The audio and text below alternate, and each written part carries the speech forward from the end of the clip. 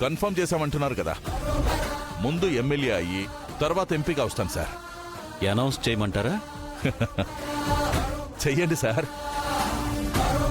Media మిత్రులందరూ దయచేసి మన పార్టీ ఇన్ఛార్జ్ గారు మాట్లాడేది జాగ్రత్తగా కవర్ చేయాల్సిందిగా కోరుతున్నాను. అర్థమైంది కదా? మీరు చెప్పండి సార్. పార్టీ హైకమాండ్ ఆదేశానుసారం రాబోయే రాష్ట్ర అసెంబ్లీ ఎలక్షన్స్లో ఈ నియోజకవర్గం నుంచి ఎమ్మెల్యేగా పోటీ చేయబోయే వ్యక్తి ఎవరో కాదు, శ్రీమతి తులసి గారు.